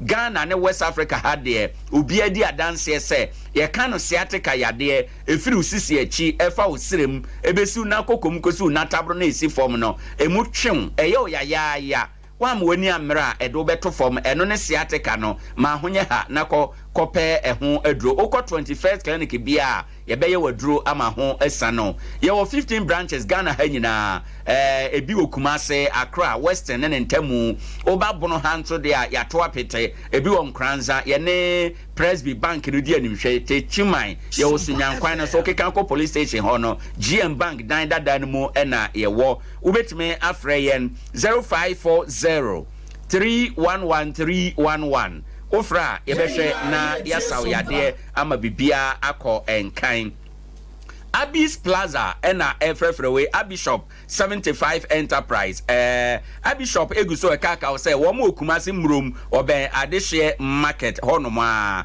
o kai wo say eba no empempra ne ho adwadie ensomade kumade ne ade beto wonsa onan ne nyina da eye Abby Shop 75 Enterprise ena ade wani kire eba no ensomade adwadie a wo mo ya dikamfo ewo mu wo mo ne di kan di dwa ewo nsomade ho Ghana hawa santeman mu ama ene ato apete wo mo na di dono edi eye etonsomade eno Bishop 75 SM na mekan onum ni madwade se na wo mo ne ma bonso yefo esene obi abotombro nyen wada Roma obetu nsomade aton a obetimi akoho opebi na ato abekoho awade ahodo nyina kramofo awade Christopher awade efi awade obekọ na akoto mpetia ahodo ne nsomade ahodo nyina ewo Bishop na yetime aboa for sister Abby ewo 0598 585219 and I say 0554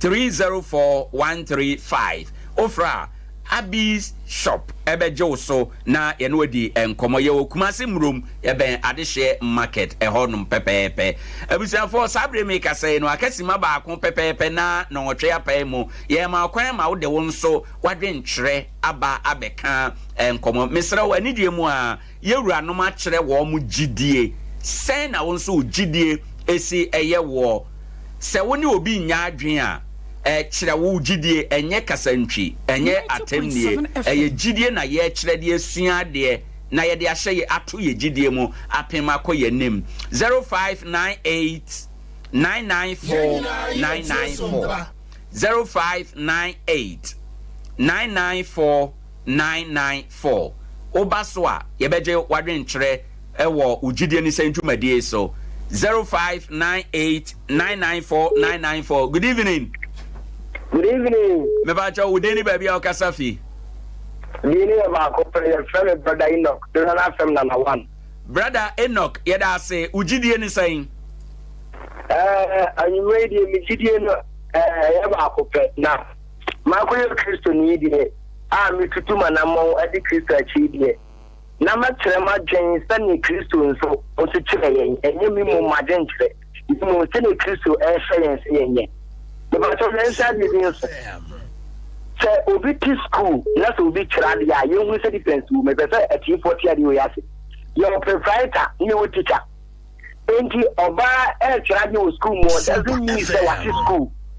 Into Oba bit match lecture, and you move on to in school for me make example. Into Oba a going be as our church. Or Tim Coca seminar about 10 chaka. There's only to me say. Okay, sorry. I was saying that we our Bible and when you find him dear and I say good evening. Hello, good evening. Good evening. Udini baby okasafi. Oh, hello. Good evening. Good evening. Udini baby okasafi. Kasafi bonsu. Yeda say ugidie ne saying. Mention me Gyedie Ne Sen. And say ma a leader a song. If you say again cano or no Bible no come at my at the same time because chapter 15 days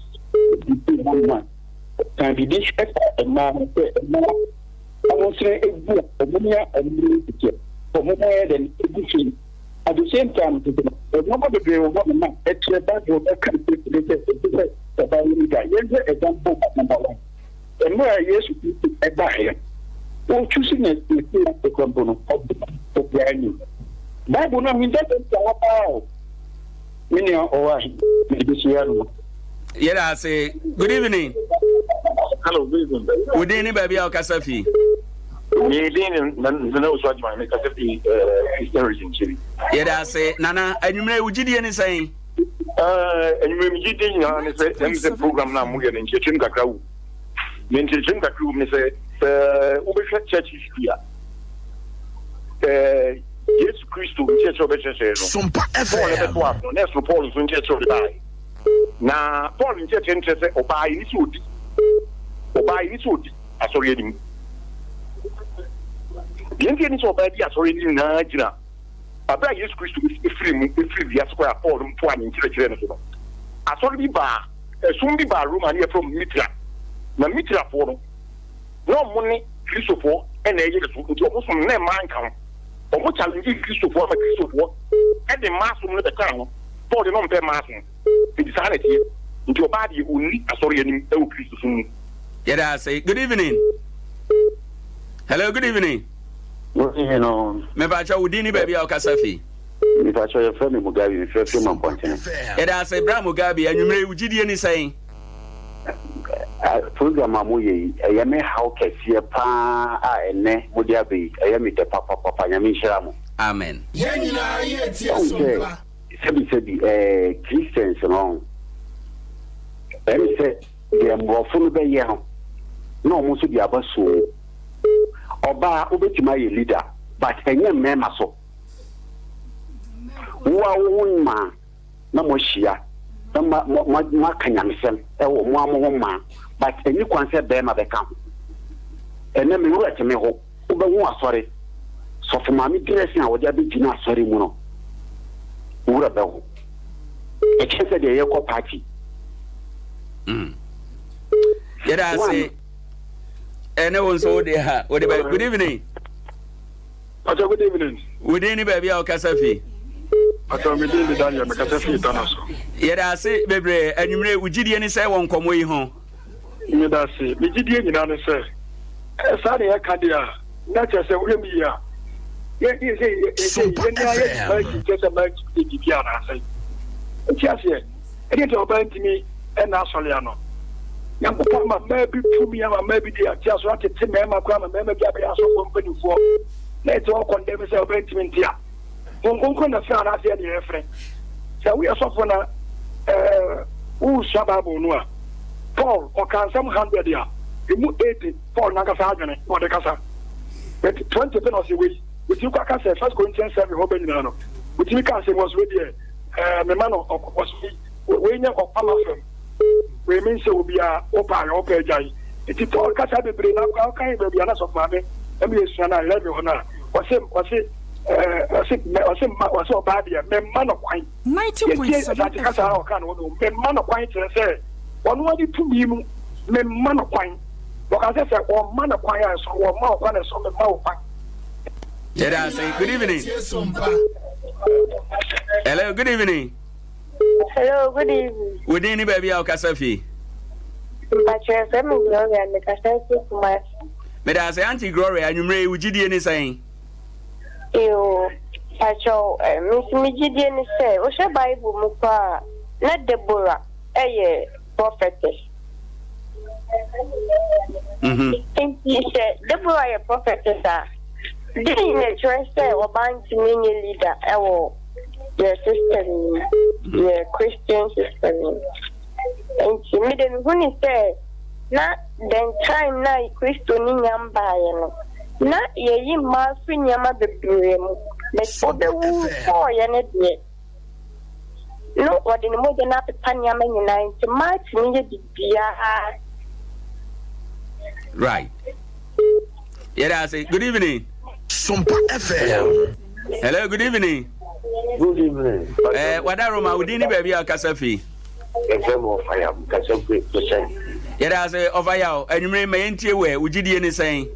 Gyedie Ne Sen oba timidi asafonim emani oba timidi leader esi emani efise tama Yesu Kristo wuye no entwanda no efutie ni emutima ehefo emama na say ma ne be na said na mo kenkano na me tie program o si ebi no be hwe mo mu to them na so nti wo fa ye leader eyi e pacho magina yeda se na wo dia wo de ba good evening good evening Gyedie Ne baby o kasafi femina na ya me kasafi tanoso yeda se ana mo cheche me dia de pa na ya me ya se Yesu ewu a o kosoro Bible says chef for mo chef for ne ma ka ama na ho kunkro ba so na ye won kwase ye ntu mi say ho kunkro ba ma so ma betina ko di Kristo ho dance o betina dance afọ na cha me ma we nipa no bi anyin ɛna na sɛ ɛma nkonko bɔ so da na sɛ ɔponya so ayimo right seven komo timi ta sa fo no etimi boka enkodi Kristo ada sɛ ɛsɛ Yesu ma yɛ to so na to aso be kopi yɛda say good evening. Hello, good evening. Good evening. Me ba cha wudi ni baby akasafi. Tacho me di Dr. Tabori, the Professor Shinyai Hackers. Yeda say enumere wadaro ma Gyedie Ne Sen. Me to watch you. Yesu Kristo ba ya no. 90.7. Na shinya for no mo yesai. Dumienu.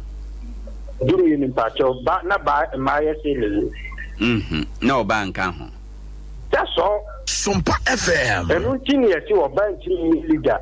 Na esuha for nanka ba tini ye ayi eka ho bidia enko oba ka oba enyi kwasi oba tini eye leader good leader no. Enu tini esuha for no oba nka ho. Yes, sir, that's bebre. Good evening. Good evening. Me ba cha wudi ni baby akasafi. Atwa me kasafi enja. Yeda say enumere ma yentie we Gyedie Ne Sen.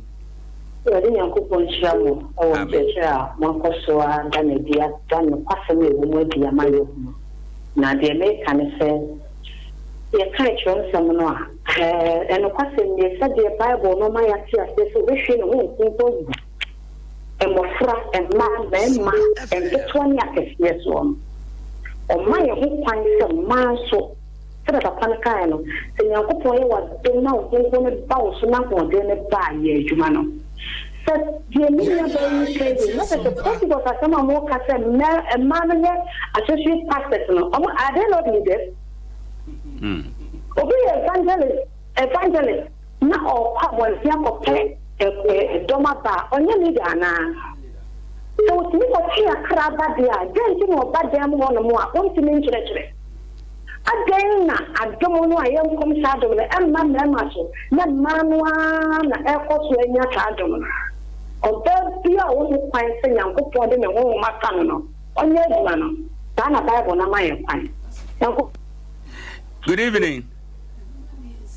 Hello, good evening. Evening. Me ba cha wudi ni baby akasafi. The drama construction Catholic Kingdom. Yeda say enumere ma yentie Gyedie wo nkomo yi ho. Yɛda masene nkyerɛkyerɛ fa amademba na adeɛ baako ne sɛ yɛ ana bible no sɛ deɛ afa ne sɛ SOMPA FM megye ne sɛ asɛm yi so firi kɛkɛ sɛ bɛrima ɛne fii ne ti wofie kora a wotimi no woma woyere nika ɛneɛ sɛ saa deɛ no ɔbaa bi afiri no biribi a ɛne awadeɛ so ɔbaa bible mu ɛduru bɔnkoro ne baeɛ ne mmaa no nyɛ mmarima no ho wadeɛ. So my yama fa ko duru say so bi to nyamo asori de ma we nya biduma obi buru so aka fa we nya biduma obi ne bi fo ba we nya biduma kira o ba ya nkwati ya e di say yes ya ne na se mali e ya da e amelu adu e bura no no o ba ko dia dan se to o ya je nkwa e to na je nkwa na ko dia dan se na se ko ti apa e mali wu kura ni mi ko ba di mu a ya me na fa ko na o ba di ni. I don't touch it like you so your board, la board. What the heck is it? Yamstone. And it's so bad. I think it's a people the Christian. I don't want to for that. You want to so wow. Yeah, 0598 994 994 0598 994 994. Na wabo everyone komoemu. Good evening. Hello, good evening. Hello, good evening. All right. Hello, good evening. Good evening, boss. Udini baby akasafi. But premise repeat it. Yeda say my ente wanwumre Gyedie Ne Sen won komoemu. Yo, me Gyedie na say Oba de nyame mana kwan se onkyerɛkyerɛ na momo amena monkan 1 Timothy ebere no nti se wabi a obetimi akan amaye momo amena okakra ne se wabi a obetimi akan amaye na yakɔ ebere no nti emme papa de momo amesra wa yo ene ye ma yentie wasam no na yewi a ebekan chuchu kuma Next week, you can yama wadaroma. Hello, good evening. Hello. Good evening. That's your friend 7 watch. Yeah, that's my entio mirror. Yo, Kakra make an say. Always there, he say, yes, and the city is equal. Or bad, yes, I would debate, yes. A mini penny or the amount. A mini penny, no. To be preaching, to be cow body as someone, and just say body and our friend. And we can have problems really because or soon and Castle if you saw or body every year, not to do what they are saying. If you can ask at 13 verse 26, as my for another catcher will say, and you know, many Abraham so far, then we go you saw body away. Then what them quite just a mind. The one I have some number on one to the many young quiet and somehow. But to swallow nothing, you probably room. And in a man, a sorry door, some room, my 30 because as you, Obian and church of Yanni, and says, I'll get to anymore. Or Tamakima and Tessa, or bar, only Chafandia was soon, or by the Somancasa, I would buy the arsenal. And yes, I here. A Roman for. I say we are sick. I the Bible not different and someone when I have the hello. Okay. 90.7 FM. Yeah, that's it. Good evening. Hello, good evening. Hello. Good evening. Hello, good evening. FM. Hello. Good evening. Would any baby or Kasafi? Me pacho, your family could feel Kasafi Tanoso. Yeah, that's it. My entire from Gyedie.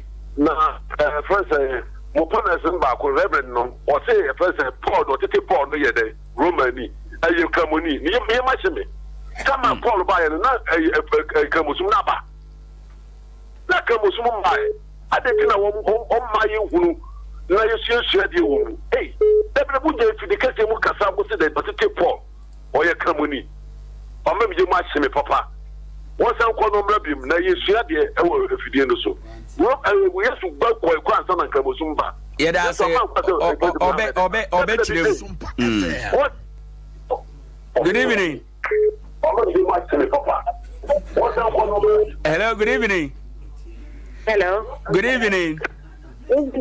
Me ba cha wodi ni baby akasa fi mawura. Me ba cha from Adiza mkasa fi baby ani. E da se anti Adiza ma yenti anwumre wugidie won komo ehun ne de wen. Me ba cha me de wugidie che me se oba enyina domani enyen kyerkyere. Ana me gidie che. Right. Yeah, that's it, baby. Good evening. Hello, good evening. Hello, good evening. Good evening, baby. How can I say? But you're telling me you got everything go. Yeah, that's it. You're checking for nyina. My entire way, and you may Gyedie won't come away when they are way. But you're Gyedie Ne Sen. If being so oba, you, Obinisa, Obuba, Abuki, a single oba, a Obinisa, now Otimi Bompaye, and now Obi. Na yeye tese ba me kwa tese so ba kwa ye brana na konya so kwa na konya no I contaminated SOMPA FM o ye obi o betna so a o won say it is on say dia o yo ban so o ye betna so on say dia o ntumi nko nso so de nkan kwa ye asori empa madam me kwa tem no ye da se bebre ne won so dia wo de ba ye 0598 994 994. Good evening. Hello, good evening. Good evening, sir. Me ba cha wodi ni baby a okasa fi. Me ba cha friend Amar, me ka se free that is over ahafo. Ye da se ma yentie wugidie wa nwumre ye nkomo yi mu. Me da wase ni mu dwumade a mu di echeche nyamesum mu. Na me ka sa kakra ni se nyamesum ankasa no e wo ho adifo kwanchefo mbae no. 2.7 FM. Se ka se bia nkremu a na e wo ho tititi. Ni mu do be se mu kana. Any concerning Muhammad sallallahu alaihi wasallam. So when the try is be no one near the near Namo. And you say, be a winsha be a cram, and I say Bible, yeah. Now we enter Sivia, we say, it be a saying it, over pieces, yeah, for the my, if you say Christo, on the cafe, yeah di Kristo yɛn fɛ Kristofo ba Yesu ameka sɛ yeah Yesu nyame yɛn fɛ Kristofo na nyamsonfo nti medamase no djuma yɛn sɛ yɛda ase na odi out by 0598994994 0598994994 good evening. All right. 0598994994 Gyedie Ne Sen dwumadie ena wasongo so yi haye SOMPA TV so no achi dwumadie dane ne ho e wo SOMPA 90.7 FM e wo Nkranza esan twa ne ho e wo SOMPA 98.9 e wo Sunyane ena SOMPA 93.1 e wo Kumase e ho nso e dan ne ho e memenda sorry kwasi da wei ne kwasi da bia ena ye de bro ye fa ye assemble akoto ho esai adwen ewo mu. Good evening. Good evening. Me ba cha odi ni ba bia o kasafi. Yes, I'm Haruna me kasafi aboko. Eda se Gyedie Ne Sen anwumre yi. Me da se pani asema o kan na nyam tinchira na ni aso ko no mbobon. Na dem person busa na se person busa se so fo ne ba me na mo ti ho no mo de bible na ko ana se mo ti me kata. So ye share leadership akeni kwa ko ba leader asite ye kura ni mukura mpono kuran ka tata ka tere ba tere wato wa korona fi bu itukuna wala tabarrajna bado ta jahiliya kula embano ya den entina fie eni kwa so monanti abontene basa enzema to ba yintini kuto te emna ne de juma enti leadership pa ye ka oba eni kwa sense o ye leader emani ye yeah, I know the out by. Good evening. Good evening. Hello, good evening. Me ba cha odini baby au kasafi. Yes.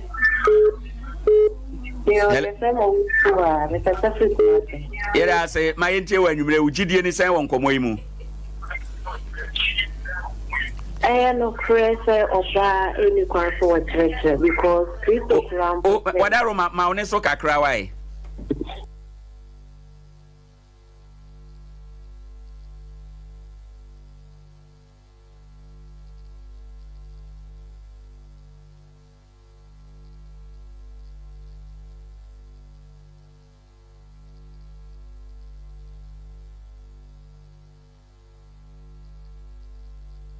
SOMPA FM.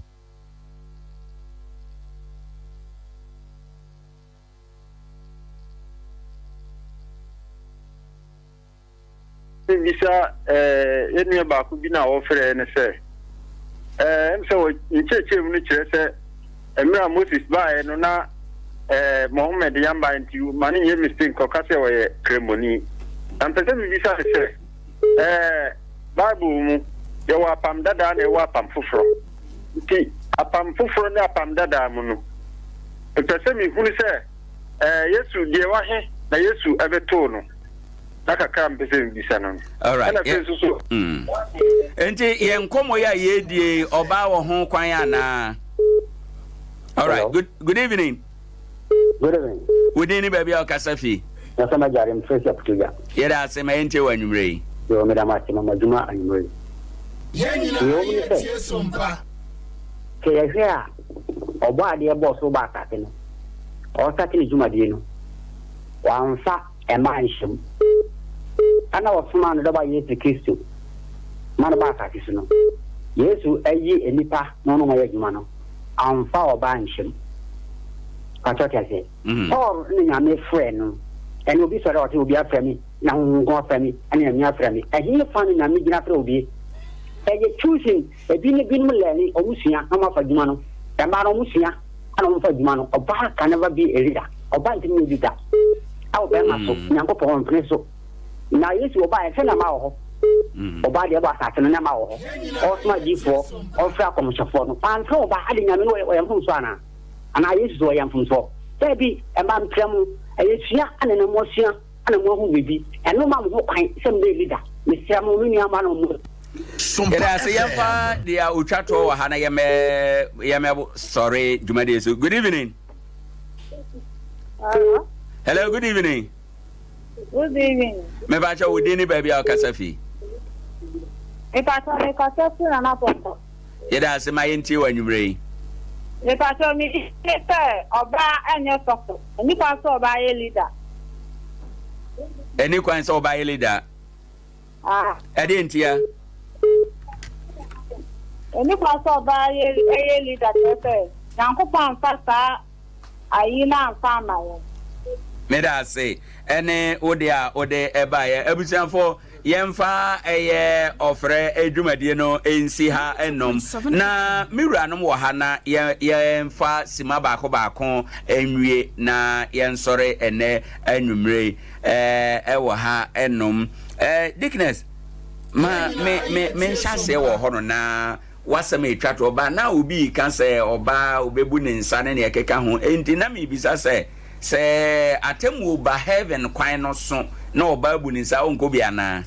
Sa or babu in sa was and count cry. And your munim free. Right. And I say, or buy new quite so watch it and munim free. I don't and we a guamaya my yes or so. Yea, I becca as of Jumano. In a man of poor Eke can some or see. Moon for a needy maon. So Romans a 60 honor or bo oniaba phobi or some for SOMPA F. Pastor. Phobi go back to me a pastor. So I'm poor coraji or mojena a ma boa some for poor pa. A man to me jina. Ewa Jumanum. Who have maybe bria watch resemna a bit and media nom. Ene Prince la ene Aquila. Womu boa papa. So here a ye or they say, Paul, Nadam, you knew about Kona no Canahono. Apollo. Apollo could preach ya, ma'am, Emma, just a yasam gatua. And so Aquila Ninikunu, Efa, Nuko, Fie, Equa Church. Eti ma ye to be church, Merma, Emma, ye. Name mum say, woo, beddy, sir. A sorry no, ye can't sorry na. As a fananyasam geto. Enya de keto an yeti radio so kan sam. Me da sente. E ma yesu ye kan himie na dwuma no ho. Mu ye free ma sorry na ebegu. E ma ye de ebu ma sorry ni peja. O he ayenso na ye be se egu ade. Me da se bebre. Alaj, ma mintie wo de twa to okra ye fa. No, me de masemi na no say. Ye de Quran no kasma. Mala unya ba bia mfa nkofa emfa qualify wasem. E kan asem no da ho plane. From Nkransa to Mecca, where be Kabuni Biren wo feko bi enu ha. Wo de oba ebe imam. Ani de at the whole plane. And to the fa ba bi enye. Oh, secondly, adom no a Nyankopon e ka ho asem no na Bible ka ho asem no. Adom no de hey ye wo ba bi wo ha. Mecca cho se Quran ni nyina gu ni tim. But ebi kura me ye imam wo ha no. Quran ni nyina gu mi tim. Ye wo ba o. Ebi kura ye 12 years, ye wo 12-year-old girl. Ah, Quran ni nyina gu ni tim. So no, anu no nkyere se wo be ye imam. Ene tema komcheni wo na ma ni bi wo ho. No mo ni hadith pa. Wo mo ni komcheni abakosem pa. Anu no ma wo mo kwan se wo mo ye imam. Obi wo Quran ni nyina gu ni. Nti Nyankopon aduma kyede no. O di dum binom. Obi wo ho nyame ma ni nimdie. O ma ne kasa bi ni ada. But o man no kwan se leadership de. E ma de. Uba Quran ma unya ba bia mfamfa. Me da say. Reverend Mamintie was me try to na yen sorry. Ya de radia se. Oni nyame nhira bebrebe. Amen. For time ko. Time ko de. Be gina Galatians chapter number 1 verse number 11 12 ebia me besi 13 and answer 14 no. O say dear brothers and sisters, I summarily assure you that the good news of salvation which I preach is not based on mere human reasoning and as a logic. 12 no. For my message come by a direct revelation from Jesus Christ himself. No one else taught me. When Asemna making Paul Asemna making, no one else taught me. And I also your friend saying 13 now. You know what I was like when I follow the Jewish religion. Munim senya na time na me ye Jewi ni na me ye Jew fo na me di Jew na me di enieden ni akaka bensem senya na me ye Jewish ni no ni ya na me ye no o kan baby amakan sie o ka to aso be ka sho say eni ya na oye nyina no na oye ebra na onim se na ne oye no na ye bone no onim po se adum bi bedum no na wenya enkwagye ama onu so tumi ye dey ebie na no aka Kristo hu ase better say reverend eti meme Gyedie ne se oba betumi aye leader betumi preacher betumi bibia se oba ye lawyer oba ye lo se oba tumi ye se edwuma nyina na se mo se ministry mu de oba tumi nya Meda se bebre reverend wo dia wo de amaye asompani fa wo de etwa to okura atom na ye nsori boss ne meka nyina ne say Kristo Yesu gu sori no ena Kristo som hyase ba Kristo Yesu gu sori no Kristo ma hyase no asempa eye good message na Kristo duma ye no na enkwagye sem no e ma na hyase no be di she bibia se yetin ni firim ma na de asem no koye ba be Kristo hire ya ho nkonkon hwie gu nyina na maka ho Yesu Kristo ma me kra na ka ho bi ngine me kan se nyama nkonkon frew na enye baye bi na de hwe animu na sa ho nkonkon pa na frew de a koso ye waduma na ko heaven amen ya se bebre ebuzabo ya da se bebre ma me va enchia sonko ema miku dofo a wota machi wo osum adwuma yi mu miku na ta machi o right even Isaac ensia tebi be ma papa odo mi tu ene meba Eunice ene Samuel Kwabra Boache ene Grace Enchuwa ene mame poma era se bebre dickness alaj minim ozo chia ya dofu mi ko jaje wo asuo so SOMPA de me nya sure say dabra di super glue craft so na yi no ro program bi enu a be ye no ha se a wo kwa won ka ho asem nche na che so tie SOMPA yi pa kwaje mechia no mechia chama isa ene chama ronda na mi sure obia yo reverend yeah abusa bo na yanko yapon ano yeah bro me da wasipa me koswa echia me doyere abawa roots the fire woman any Christ word as a for many na say azombani yeso me chia me doyere oba pamaki any me manyina any masafo manyina na one for me na na bi so ko so chi bayero opposite was what saying Dr. Jesus o ka say me show manyina ebuzanfo hanom na ne ye de Gyedie Ne Sen dwumadie no esie ye ba be kire Gyedie wadaroma dasene ye besen aba abesen abedosuko ewo enkomoyi emu ote Dickness Comfort Tabinka Church of Pentecost Kumase Reverend Mashe Eli Agbameti Christ Word Transformed Mission Asoromun Kranza Asopani J Samson Assemblies of God Asoromun Obaye and Municipal Chief Imam Alhaji Osman Yeboa ono so eba beboaye mo amunua bema owo ahene echampon enie DJ Papatus ena oye MCR adwuma ni nyina systematic etato eboa bi edeka ho producers no edoso pi manager no ankasa manager bojebo etato ewo ha enom team no nyina ewo Kumase ewo Sunwane ene Enkranza omu nyina eboa dwumadie ema ne ye kama abusiafo adomdoma dasene ye de beba na kai se Gyedie gu ahodo wo de a ukita no somuye na wanhwe ase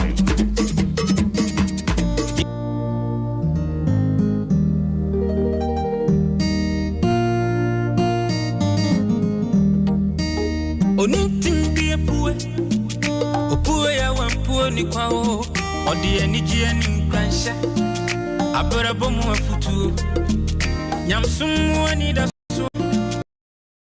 Penyina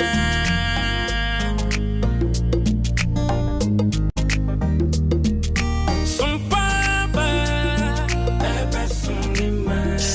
FM SOMPA TV yabo SOMPA Fawa fide no to SOMPA Fato SOMPA TV na ya wani pama o na Ada. If he's a good dear moon, someone Ubenya. I better boom someone Ubenya. Yamsung some Ubenya.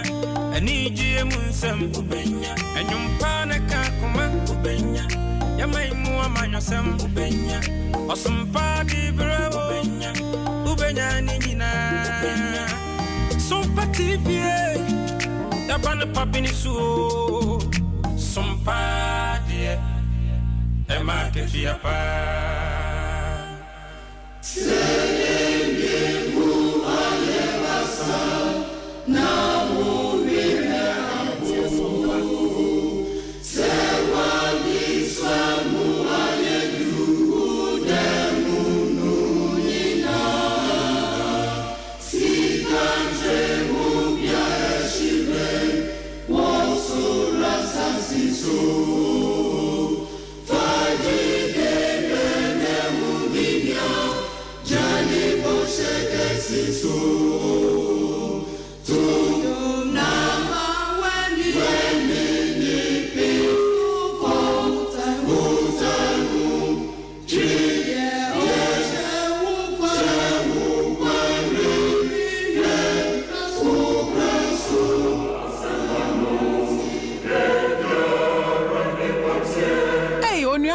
Enti dia wo ken sanetie ana Petro ngoma etosumienu etiemienu yimu ba akokopem miensa 2 Peter 2:1-3 na edi for trofo so o man ni mu said